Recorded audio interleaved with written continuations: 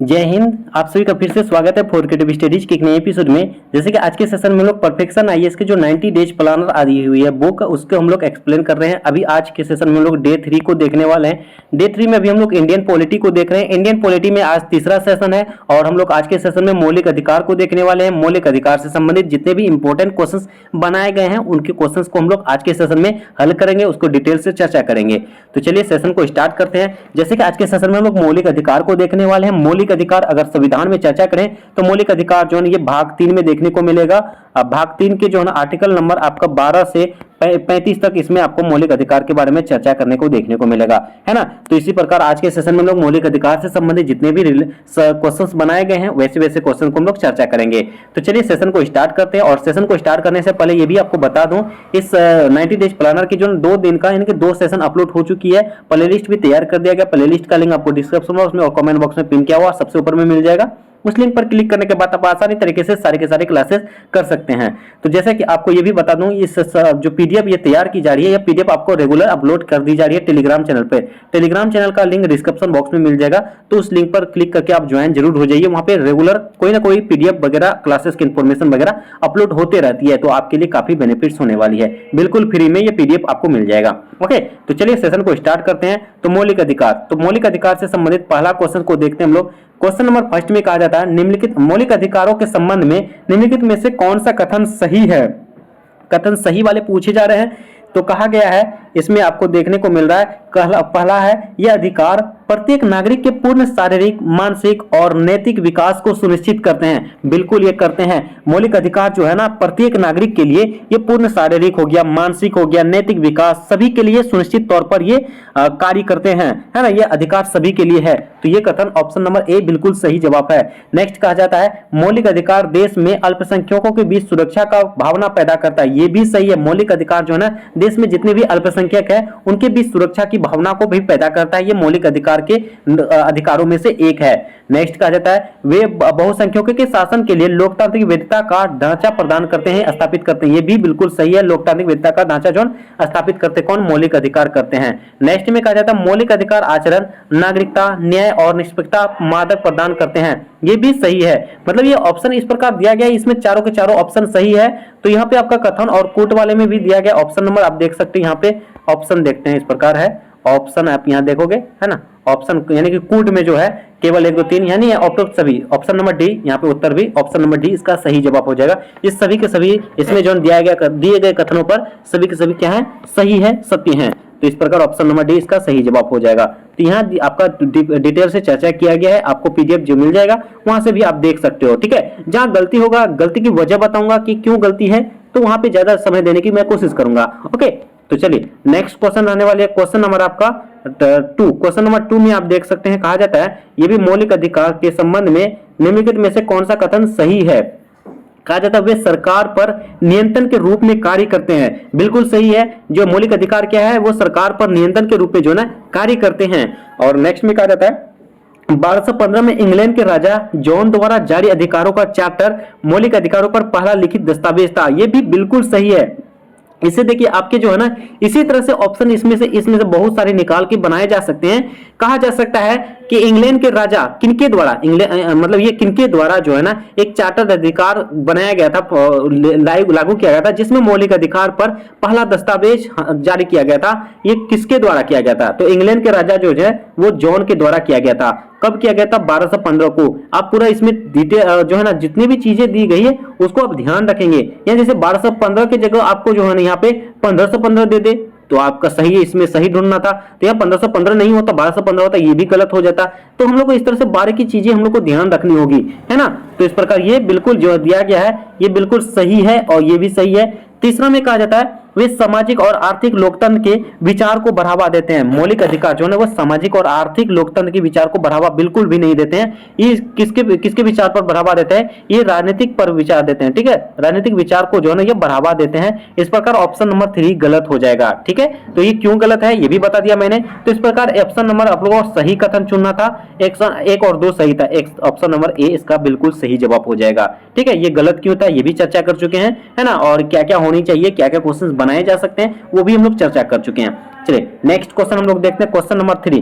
Question number 3 में देखिएगा important है और थोड़ा सा इसमें जो है ना परफेक्शन है, इसके बुक टाइपिंग जो किया था उस पे हो सकता है थोड़ा मिस्टेक हो जाए, तो मैं उसके बारे में भी चर्चा करूंगा कि क्यों मिस्टेक है, कहां मिस्टेक है।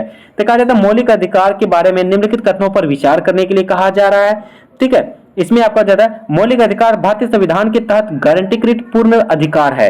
देखिए ये क्या है, गारंटीकृत पूर्ण अधिकार बिल्कुल भी नहीं है, ये गारंटी पूर्ण अधिकार बिल्कुल नहीं है। ऑप्शन नंबर 1 गलत हो जाएगा। मौलिक अधिकार जो है ना ये भारतीय संविधान के तहत गारंटी पूर्ण अधिकार नहीं है। ठीक है, ये जो है ना ये बल्कि जो है ना प्रकृति के योग्य हैं, ये किनके हैं, प्रकृति के योग्य हैं।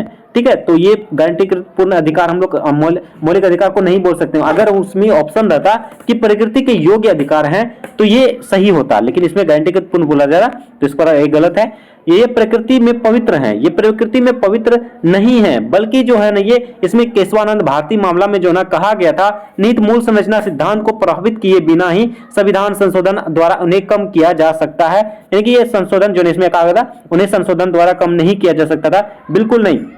एक तो ये प्रकृति में पवित्र नहीं, देखो ऑप्शन फिर से करता हूं, ये प्रकृति में पवित्र नहीं बल्कि जो योग्य है, ठीक है, योग्य हैं, प्रकृति के योग्य हैं, ना कि पवित्र हैं। ये ऑप्शन इस प्रकार गलत हुआ। और ये कहा गया है उन्हें संविधान संशोधन द्वारा कम नहीं किया जा सकता, बिल्कुल नहीं, संशोधन के द्वारा कम किया जा सकता है। संविधान के संशोधन के द्वारा कुछ भी किया जा सकता है, मौलिक अधिकार के जो है ना अधिकार को भी कम किया जा सकता है। इस प्रकार ये दोनों के दोनों क्या है, गलत है। और आगे भी देखते हैं अगला ऑप्शन। अगला ऑप्शन में क्या कहा जाता है, ये सभी संसद या राज्य विधानमंडल द्वारा बनाए गए कानून के आधार पर लागू होता है। नहीं, ऐसा नहीं है। इसमें कुछ संसद मिलके, इसमें पूरा संसद नहीं, कुछ संसद मिलके, और जैसे इसमें आपका राज्य विधानमंडल नहीं, इसमें राज्य विधानमंडल इसमें तो शामिल नहीं होते हैं, तो इस प्रकार ये गलत है। तो ऑप्शन नंबर 3 गलत है। और कहा जाता है ये प्रकृति में न्यायोचित है, मतलब ये बिल्कुल मूल अधिकार में जो है मौलिक अधिकार जो है ये आपका प्रकृति में न्यायोचित होते हैं, बिल्कुल। ऑप्शन नंबर 4 जो है ये सही है। इसमें आप देखोगे, अब बोलोगे कि इसमें टाइपिंग क्या एरर है, टाइपिंग ये एरर है। देखिए उपयुक्त कथनों में से कौन सा सही है, सही पूछे जा रहे हैं, तो ऑप्शन नंबर केवल 4 होना चाहिए, तो उसमें दिया ही नहीं। और ऑप्शन नंबर डी यहाँ पे दे दिया उपयुक्त सभी, जो कि यहाँ केवल 4 होना चाहिए था, है ना, जो कि इसमें नहीं दिया गया। तो आप सभी सही कर लीजिएगा, ये ऑप्शन नंबर डी में यहाँ जो ना केवल 4 हो जाएगा। अगर आपको लगता है कि नहीं ये मैं गलत बता रहा हूँ बुक को, तो आप खुद देख लीजिए। ऑप्शन नंबर ए गलत बोला जा रहा है, ऑप्शन नंबर बी गलत बोला रहा है, ऑप्शन नंबर 3 भी गलत बोला जा रहा है ना, गलत है, गलत है, गलत है। और ऑप्शन नंबर डी इसमें देखिए सही है। तो अगर ऑप्शन नंबर 3 तो 1 2 3 गलत है, तो उपयुक्त में से सभी कैसे सही हो जाएगा, है ना। सही दिमाग लगा सकते हैं आप, है ना। ये आप तो मैंने आपको प्रूव किया, बल्कि आपको जो मैंने आपको एक्सप्लेन किया वो ही सही है मौलिक अधिकार के बारे में, है ना। तो इस प्रकार यह केवल 4 हो जाना चाहिए था, है ना। तो थोड़ा सा मिस्टेक है, आप सभी सुधार लेंगे। उसके बाद मैंने क्या क्या गलती था वो भी बता दिया, क्यों गलती था इसकी वजह भी बता दिया। चलिए नेक्स्ट क्वेश्चन कहा जाता है कानून के शासन के निम्नलिखित में से कौन सा प्रावधान भारतीय नागरिकों पर लागू नहीं होते हैं, भारतीय नागरिक पर लागू नहीं होते हैं। तो वह संविधान पर व्यक्तियों के अधिकारों की प्रधानता, ये कहा जा रहा है। उसके बाद कहा जाता है सभी नागरिकों को भूमि के कानून के प्रति समान अधीनता और कानून में मनमानी शक्ति का अभाव। ये देखिए उपयुक्त में से कोई नहीं, इसमें इसका नहीं वाला पूछे गए थे, ये उपयुक्त में से कोई भी नहीं होगा। इस पे आपका जो है ना सभी के सभी इस पे जो है ना लागू होते हैं, ये सभी के सभी क्या है इस पे जो है ना लागू होते हैं। इस पे से एक भी कथन गलत नहीं है, मतलब इसमें अगर ये क्वेश्चन के अकॉर्डिंग जाएंगे तो ये सभी के सभी गलत हो जाएंगे, और इस पे आपको ऑप्शन नंबर डी सही हो जाएगा, है ना। तो अगर हम लोग इसको नहीं वाला हटा देंगे तो ये सभी के सभी आंसर्स हो जाएंगे, ठीक है। तो ये भी हमें ध्यान रखना है। चलिए नेक्स्ट क्वेश्चन हम लोग देखते हैं, क्वेश्चन नंबर आपका 5। भारतीय संविधान के निम्नलिखित में से किस भाग में मौलिक अधिकार दिए गए हैं। अभी जस्ट मैंने चर्चा भी किया था, भाग 3 में दिए गए हैं। तो आप कमेंट बॉक्स में फिर से बताएंगे कि भाग 3 में कितने कितने आर्टिकल्स हैं, कहां से कहां तक आर्टिकल्स हैं मौलिक अधिकार के, है ना। देखिए इसमें क्या किया गया है, भाग 2 में क्या है, भाग 2 में जो है 5 से 11 तक है, जो कि नागरिकता के बारे में दिए गए हैं, ये भी हम लोग देख लेते हैं।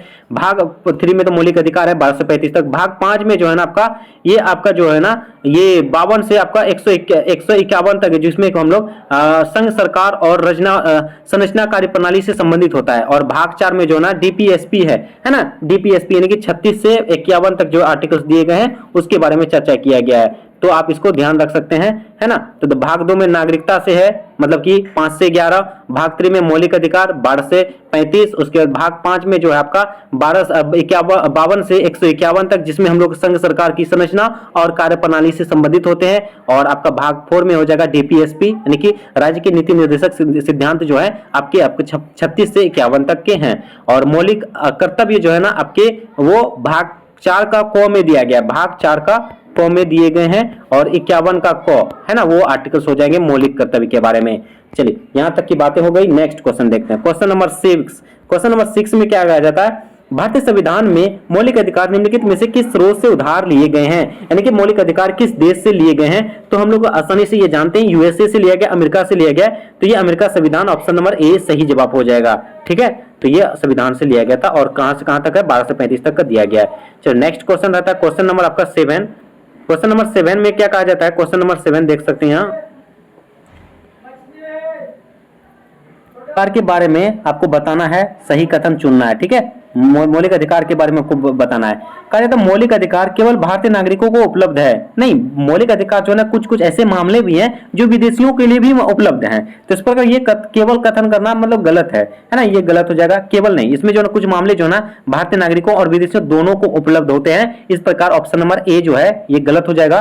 नेक्स्ट का था, जब उनका उल्लंघन किया जाता है तो वे न्यायोचित होते हैं। बिल्कुल, आर्टिकल नंबर 32 में क्या किया गया है, अगर हम लोग का उल्लंघन हो रहा है तो आप न्यायोचित हो सकते हैं, न्यायालय जा सकते हैं, है ना। तो उसमें ऑप्शन नंबर 20 का सही हो जाएगा। उसका तीसरा में कहा जाता है संसद उन्हें केवल संविधान संशोधन अधिनियम द्वारा कम या अधिक निरस्त कर सकती है, भी कही जा रहा है। और यदि मौलिक अधिकार का उल्लंघन किया जाता है तो पीड़ित व्यक्ति उच्च न्यायालय के निर्णय के विरुद्ध अपील के माध्यम से सर्वोच्च न्यायालय जा सकता है। ये जो है ना मौलिक अधिकार का उल्लंघन, जो पीड़ित व्यक्ति जो ना ये निर्णय सीधे तौर पर जो वो ये सर्वोच्च न्यायालय पर नहीं जा सकता है, ये अपील के माध्यम से जो सीधे सर्वोच्च न्यायालय पर जो ना वो नहीं जा सकता है, इसलिए ये गलत है, ये डायरेक्टली नहीं जा सकता। देखिए फिर से मैं समझा रहा हूँ, ये मौलिक अधिकार का अगर उल्लंघन किया जा रहा है, अगर जिसके माध्यम से, जैसे मैं पीड़ित हो रहा हूँ, मौलिक अधिकार मेरा हनन हो रहा है, तो मैं उच्च न्यायालय जाऊंगा, और उच्च न्यायालय में अगर लग रहा है कि नहीं मेरे विरुद्ध कुछ हो रहा है, तो मैं सीधे चला जाऊंगा सर्वोच्च न्यायालय में। ऐसा माध्यम वो सीधे जो ना अपील के माध्यम से वो सीधे जा सकता है, अपील के माध्यम से नहीं, बिना अपील के माध्यम से वो सीधे सर्वोच्च न्यायालय जा सकता है ना। तो ये रही बातें। ऑप्शन देखिए, मतलब इसमें क्या कहा गया था, ऑप्शन नंबर सही कथन कहा जा रहा, 2 और 3 सही है, तो ऑप्शन नंबर सी इसका सही जवाब हो जाएगा। ठीक है, चलो नेक्स्ट क्वेश्चन हम लोग देखते हैं, क्वेश्चन नंबर आपका 8। क्वेश्चन नंबर 8 हम लोग देखेंगे, क्वेश्चन नंबर 8 यहाँ देख सकते हैं। कहा जाता है क्वेश्चन नंबर 8 में कि सभी कानून जो किसी भी मौलिक अधिकार के साथ असंगत है या उनका अपमान करते हैं, उन्हें अनुच्छेद 13 के तहत असंवैधानिक और अमान्य घोषित किया जाता है। बिल्कुल, ये अनुच्छेद 13 में दिया गया है, तो इस प्रकार ये सही है ना, ऑप्शन नंबर 1 में सही है। कहा जाता है फिर किसी कानून को अमान्य घोषित करने की शक्ति केवल आर्टिकल 32 के तहत सर्वोच्च न्यायालय को प्रदान की जाती है। देखिए इसमें जो है ना हम लोग को एक एक शब्द बारीकी से ध्यान देना है। इसमें ये भी कथन गलत है। आप बोलोगे कि यार गलत कैसे होगा, यहाँ पे केवल शब्द दे दिया है, केवल शब्द की वजह से ये गलत है। यहाँ देखिए आर्टिकल 32 में तो कहा गया है कि सर्वोच्च न्यायालय का जो ना प्रदान कर सकती है, सिर्फ केवल जो ना सर्वोच्च न्यायालय में ही नहीं, आर्टिकल नंबर जो है ना आपका अनुच्छेद नंबर अगर आप 226 देखोगे, 226 देखोगे तो उसमें भी कहा गया है कि ये जो है ना आपका उच्च न्यायालयों में भी प्रदान की जाएगी, केवल सर्वोच्च न्यायालय में ही नहीं बल्कि 226 के तहत जो है ना आपका राज्य के उच्च न्यायालय जो होते हैं उसमें भी प्रदान कर सकते हैं। तो इस प्रकार दोनों होना चाहिए था, लेकिन यहाँ केवल शब्द दे दिया था, इसी वजह से ये कथन गलत है। ऑप्शन नंबर ए सही था, 2 गलत हैं। नेक्स्ट में कहा जाता है संवैधानिक संशोधन और अध्यादेश को अदालत में चुनौती नहीं दी जा सकती है। ये जो है ना चुनौती बिल्कुल दी जा सकती है भाई, संविधान संशोधन और अध्यादेश जो है ना ये चुनौती दी जा सकती है। ये अब जब तक न्यायालय जो अदालत मतलब कि ये बोलेंगे नहीं कि नहीं ये पारित होना चाहिए, तब तक ये कुछ भी नहीं कर सकता। तो इस प्रकार ये गलत यहाँ पे कथन नहीं होना चाहिए था, ये भी गलत हो जाएंगे। तो ये कथन सही पूछे जा रहे हैं, तो ऑप्शन नंबर केवल 1 सही है, ऑप्शन नंबर ए सही है। तो मैंने बताया क्यों गलत है, इसके बारे में भी चर्चा कर चुका हूं। चलिए नेक्स्ट क्वेश्चन हम लोग देखते हैं, क्वेश्चन नंबर आपका 9 हो जाएगा। 9 हम का देखेंगे भारत में कानून के शासन के बारे में निम्नलिखित कथनों पर विचार कीजिए। भारत में कानून शासन के बारे में निम्नलिखित कथनों पर विचार करने के लिए कहा जाता है। तो आपके पहला है, तो कहा जाता है पहला में संविधान व्यक्ति के अधिकार का परिणाम है, जैसा कि कानून की अदालतों द्वारा परिभाषित और लागू किया जाता है, न कि संविधान व्यक्ति अधिकारों का स्रोत है। देखिए इसमें क्या कहा जा रहा है, ये बिल्कुल इसमें आपका कथन जो है ना गलत बोला जा रहा था, है ना, कथन गलत बोला जा रहा था। ये ऑप्शन नंबर 1 में जो है ये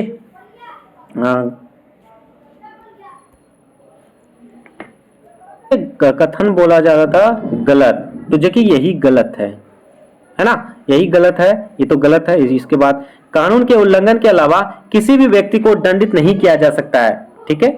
और उल्लंघन के बाद जो है ना किसी भी व्यक्ति को, अरे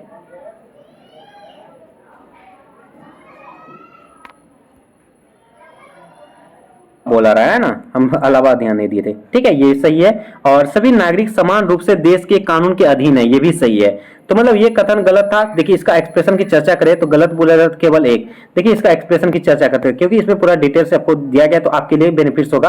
अब अगर आर्टिकल 14 देखेंगे तो इसके बारे में समझ सकते हैं। तो इसमें देखिए एल्बर्ट बेन डायसी द्वारा प्रतिपादित कानून के शासन की अवधारणा कानून और संवैधानिक ढांचे का अभिन्न अंग है। इसके महत्व को उजागर करने के लिए 3 बिंदु पर ध्यान देंगे, जैसे कानून के समक्ष समानता, आर्टिकल नंबर 14 जो दिया गया है कानून के समक्ष समानता, उसको भी आप देख लेंगे, उससे समझ सकते हैं। संविधान के स्रोत के रूप में मौलिक अधिकार, संविधान के स्रोत के रूप में मौलिक अधिकार, कानून का शासन मौलिक अधिकारों को संविधान की नींव के रूप में देखता है, उनकी सर्वोच्चता पर जोर देता है और यह स्थापित करता है कि नागरिक अधिकार कानून से प्राप्त नहीं होते बल्कि अंतर्निहित होते हैं और संविधान इन अधिकारों की रक्षा और उन्हें बनाए रखने के लिए भी बनाया गया है। नेक्स्ट पॉइंट में आपका है एक व्यवस्थित और न्यायपूर्ण समाज के लिए सिद्धांत। कानून का शासन एक व्यवस्थित और न्यायपूर्ण समाज सुनिश्चित करने के उद्देश्य से सिद्धांतों और यह आदर्शों के समूह को शामिल करता है। यह आपका हो जाएगा, यह देश के सभी नागरिकों के लिए समान रूप से कानून के अधीन रहने पर जोर देता है तथा कानून अधिकारों के प्रति एकरूपता, निष्पक्षता और पालन की वकालत करता है। यह आपके कानून के बारे में चर्चा किया गया है पूरा डिटेल से, तो आप इसको एक बार फिर से रिवीजन कर लीजिएगा पीडीएफ के माध्यम से। ठीक, चलिए नेक्स्ट क्वेश्चन हम लोग देखते हैं। क्वेश्चन नंबर आपका 10 आ जाएगा। निम्नलिखित में से कौन सा अधिकार केवल भारत के नागरिकों को प्राप्त है? केवल बोला गया, केवल भारत के नागरिकों को प्राप्त है। शिक्षा का अधिकार, शिक्षा का अधिकार जो हो जाएगा ये आपके देखोगे तो शिक्षा का अधिकार जो केवल ये भारत के ही लिए नहीं सबके लिए है। स्वास्थ्य सेवा अधिकार ये भी है, मतलब कि ये सबके लिए है ना। तो इस प्रकार ये भी गलत हो जाएगा, गलत हो जाएगा। मतलब ये भाषण और अभिव्यक्ति की स्वतंत्रता जो आर्टिकल नंबर 19 में दिया गया, चर्चा किया 19 में, आर्टिकल 19 के 6 तक दिया गया, ये बिल्कुल इसमें केवल भारत के पास है। सार्वजनिक रोजगार के संबंध में अवसरों के समानता, ये भी सही है। मतलब इसमें 2 सही है तो 2, 3 और 4 अच्छा इस तरह से दिया। कितने कथन, तो केवल 2 हो जाएंगे, है ना, केवल 2 सही आंसर हो जाएंगे। जैसे यहाँ पे देखिए कहा जा रहा है निम्नलिखित में से मौलिक अधिकार भारत में केवल भारत के नागरिकों को उपलब्ध है। अनुच्छेद 15 जिसमें जो है यह धर्म, नस्ल, जाति, लिंग या जन्म स्थान के आधार पर भेदभाव को रोकता है। और आर्टिकल 16 में कहा जाता है यह जाति, धर्म या लिंग की परवाह किए बिना सार्वजनिक रोजगार के मामलों में समान अवसर प्रदान करता है। ऑप्शन नंबर 4 सही है। अनुच्छेद 19 जो प्रत्येक नागरिक की भाषण और अभिव्यक्ति की स्वतंत्रता, शांतिपूर्ण सभा करने, संघ बनाने, आवागमन, निवास और व्यवसाय के अधिकार देता है, जो कि हम लोग का ऑप्शन नंबर 3 में दिया गया था। और अनुच्छेद 19 में अल्पसंख्यकों को अपनी पसंद के शैक्षणिक संस्थान स्थापित करने और उनका प्रशासन करने का अधिकार है ना। तो उसके बाद अनुच्छेद 30 भी चर्चा किया गया है, धार्मिक और संप्रदाय और शिक्षा से संबंधित, है ना। तो आप इसको देख लीजिएगा। नेक्स्ट में कहा जाता है 11 नंबर क्वेश्चन में मानवाधिकारों की सार्वभौमिक घोषणा के संबंध में निम्नलिखित कथनों पर विचार करें। मानवाधिकार चार्टर को दिसंबर 1948 में संयुक्त राष्ट्र महासभा द्वारा अपनाया गया था। इस पे आप देखोगे तो ये ऑप्शन नंबर इस पे सही है बिल्कुल। मानवाधिकार चार्टर जो है ना दिसंबर 1948 में ही लागू हुआ था। किसके द्वारा लागू किया गया था? ये संयुक्त राष्ट्र महासभा द्वारा अपनाया गया था। ठीक है, ये भी पूछे जा सकते हैं कि संयुक्त राष्ट्र महासभा द्वारा जो है ना ये ऐसे पूछा जा सकता है मानवाधिकार चार्टर को कब अपनाया गया था और किसके द्वारा? तो दिसंबर 1948 को किसके द्वारा? संयुक्त राष्ट्र महासभा के द्वारा अपनाया गया था। ये कथन सही है। नेक्स्ट में आपका कहा जाता है, नेक्स्ट में देखिए हम लोग, नेक्स्ट कहा जाता है कि मौलिक अधिकारों के प्रावधान मानवाधिकारों की सार्वभौमिक घोषणा के प्रावधानों को दर्शाते हैं। ये भी बिल्कुल सही है। आपके ऑप्शन नंबर 3 आ जाएगा। संपत्ति का अधिकार मानवाधिकार की सार्वभौमिक घोषणा का हिस्सा नहीं है। संपत्ति का अधिकार जो मानवाधिकार की सार्वभौमिक घोषणा का हिस्सा बिल्कुल नहीं है। इसमें जो है ना ये घोषणा का अधिकार बिल्कुल भी, ये जो है ना घोषणा का अधिकार है, जो कि आर्टिकल नंबर 17 में दिया गया है कि किसी भी व्यक्ति, हर किसी को अकेले और साथ ही दूसरे के साथ मिलकर संपत्ति रखने का अधिकार है। तो इस प्रकार यहाँ पे घोषणा नहीं है, तो इस प्रकार यही ये गलत है। और 2023 मानवाधिकार की सार्वभौमिक घोषणा की 75वीं वर्षगांठ है, तो ये भी सही है। अभी रिसेंटली 2023 में जो है ना इसका 75 साल पूरा हो चुका है, किसका, मानवाधिकार जो है ना आपका मानवाधिकार चार्टर का लागू होने का। जैसे दिसंबर 1948 में लागू हुआ था, तो उसी प्रकार इसको अब लोग जोड़ेंगे तो 75 साल पूरा हो चुका है। तो इस प्रकार ऑप्शन नंबर इसमें 3 गलत था, बाकी सही है। तो इसमें क्या करना था, गलत सही गलत चुनना था। गलत में आप देखेंगे तो ऑप्शन नंबर 3 जो केवल 3 गलत था, तो केवल 3 ऑप्शन नंबर सी इसका सही जवाब हो जाएगा। क्यों गलत है इसके बारे में भी चर्चा कर चुके हैं। तो चलिए नेक्स्ट क्वेश्चन हम लोग देखते हैं। क्वेश्चन नंबर आपका यहाँ आ जाएगा। अच्छा, ये कहा जाता है इंग्लैंड अमेरिका में संसदीय सर्वोच्चता के विपरीत न्यायिक सर्वोच्चता की वकालत करता है। क्या है, वकालत करता है। इंग्लैंड अमेरिका में संसदीय सर्वोच्चता के विपरीत न्यायिक सर्वोच्चता की वकालत करता है। ये जो है संयुक्त राज्य अमेरिका इंग्लैंड में संसदीय सर्वोच्चता के विपरीत न्यायिक सर्वोच्चता की वकालत करता है। ये जो है ना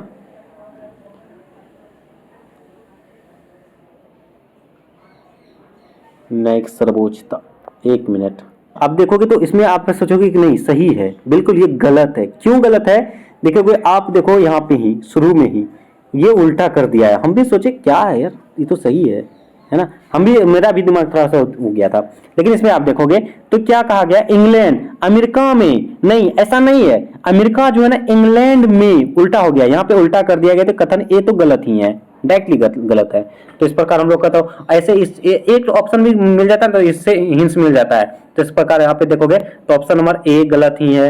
ये तो मतलब ये दोनों सत्य है, हो ही नहीं सकता। जब एक गलत है तो ये भी गलत है, ये गलत है, तो ऑप्शन नंबर डी इसका सही आंसर। इस तरह से भी निकाल सकते हैं। देखो ऑप्शन नंबर डी ही है। इसमें भी कहा गया है संयुक्त राज्य अमेरिका इंग्लैंड में, देखो वहां पे उल्टा लिख दिया था, है ना, यहाँ पे कहा संयुक्त राज्य अमेरिका इंग्लैंड में, ना कि यहाँ पे देखो इंग्लैंड अमेरिका में, है ना, यहाँ पे आप सभी देख सकते हो, है ना, उल्टा इस पे किया गया है, तो इसलिए ये गलत है। तो आपका आर में है, इंग्लैंड में न्यायालयों के पास कार्यकारी अत्याचार के खिलाफ व्यक्ति की रक्षा करने की पूरी शक्ति है, बिल्कुल सही है। और लेकिन व्यक्तिगत अधिकारों पर विधायी आक्रमण के खिलाफ न्यायालय शक्तिहीन है। जबकि संयुक्त राष्ट्र अमेरिका में न्यायालय बिल ऑफ राइट्स के किसी भी प्रावधान के उल्लंघन के आधार पर कांग्रेस के अधिनियम को असंवैधानिक घोषित करने के सक्षम है। ये आर, कथन आर जो है ना, कारण आर सही है लेकिन एक गलत है, तो ये भी सही है। इस प्रकार देखोगे तो इसको मैंने बता दिया। तो मौलिक अधिकार जो इतना ही था। तो मौलिक अधिकार में टोटल 12 क्वेश्चन दिए गए थे।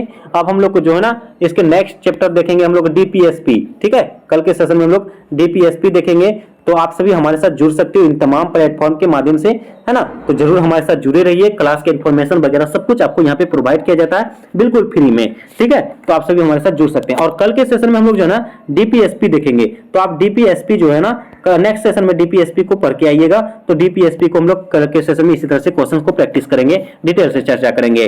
तो आज के सेशन में बस इतना ही रहने देंगे। उम्मीद करता हूँ आज के सेशन से आप सभी को काफी कुछ सीखने को मिला होगा, बहुत कुछ जानने को मिला होगा, है ना। तो यही है, एक रिक्वेस्ट भी है, आप सभी से निवेदन भी है, जो भी चैनल में पहली बार आए हैं और चैनल को सब्सक्राइब नहीं किए तो प्लीज चैनल को सब्सक्राइब जरूर कर लीजिए और बेल आइकन को जरूर हिट कीजिए। और सेशन अच्छा लगे तो लाइक जरूर कीजिए, क्लास का रिव्यू जरूर दीजिए ताकि नए स्टूडेंट भी रिव्यू देख के हमारे साथ जुड़े, और अपने दोस्तों और ग्रुपों में जरूर शेयर कीजिए ताकि उनको भी ये फ्री में सब कुछ मिल जाए। और जो कि एक प्लान बनाए गए हैं, एक जो ना डेज बनाए गए हैं, तो उसको हम लोग कंप्लीट कर पाए और आप सभी एग्जाम में बेहतर कर पाओ, ठीक है। तो आज के सेशन में बस इतना ही रहने देंगे। चलिए हम लोग मिलेंगे नेक्स्ट सेशन में, तब तक के लिए थैंक यू, जय हिंद।